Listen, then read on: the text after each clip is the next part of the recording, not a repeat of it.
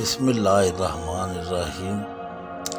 ایک مرتبہ حضرت رابعہ بصری رحمۃ اللہ علیہ کہیں سے گزر رہی تھی۔ دیکھا کہ ایک شخص لوگوں کو جنت کے بارے میں ترغیب دلا رہا تھا۔ آپ رک گئیں اور فرمایا، میاں خدا سے ڈرو تو لوگوں کو کب تک اللہ کی محبت سے غافل رکھو گے؟ تمہیں چاہیے کہ پہلے اپنے خدا کی محبت کی تعلیم دو، پھر جنت کا شوق دلاؤ۔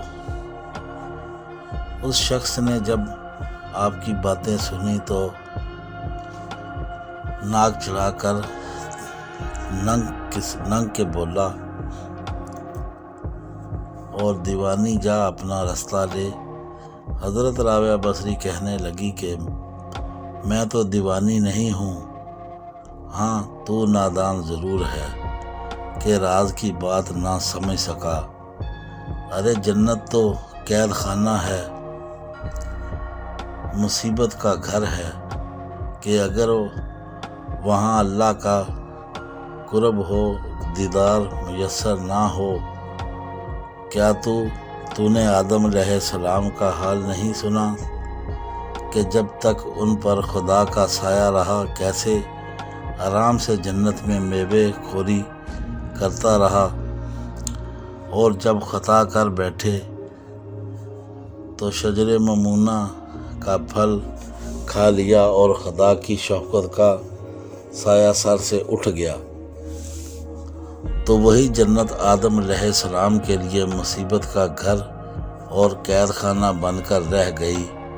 پھر کہا، کیا تجھے ابراہیم خلیل اللہ کا حال معلوم نہیں کہ جب وہ محبت الہی پر پورے اترے اور آگ میں ڈالے گئے تو وہ آگ ان کے لیے جنت و عافیت بن گئی؟ پس پہلے جنت کے مالک کی محبت پیدا کر، پھر جنت میں جانے کی آرزو کرو۔ ایسی جنت میں جا کر کیا کرو گے کہ جہاں تم پر اللہ کا سایہ نہ ہو؟ اگر جنت کی مشتاق کو مل جائے مگر وہاں دیدار الہی نصیب نہ ہو تو ایسی جنت کس کام کی؟ اور اگر عاشقوں کو دوزخ ملے اور وہاں دیدار الہی نصیب ہو تو ایسی دوزخ اس جنت سے لاکھ درجے بہتر ہے۔ اسے شوق سے لے لو۔ دنیا و مافیا میں اور اس ساری کائنات میں کوئی کام کی چیز ہے تو وہ عشق الہی ہے۔ انسان اللہ کا گھر اور وہ انسان کے دل میں ہے، اور انسان کی روح اس کی دنیا میں اللہ کی ملاقات، اس کی معرفت و پہچان حاصل کرنے آئی ہے، نہ کہ تجاوزات خود غرضی کے لیے۔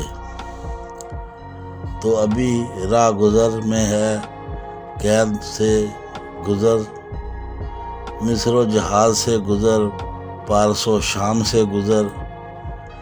جس کا عمل ہے بے غرض اس کی جزا کچھ اور ہے۔ روح خیام سے گزر، بادہ جام سے گزر، تیرے عشق کی انتہا چاہتا ہوں، میری سادگی دیکھ کیا چاہتا ہوں۔ خدا حافظ دوستو۔ ہماری مزید ویڈیو دیکھنے کے لیے ہمارا چینل سبسکرائب کریں اور بیل آئیکن کا بٹن ضرور دبائیں۔ ہمیں دعاؤں میں یاد رکھیں۔ اللہ حافظ۔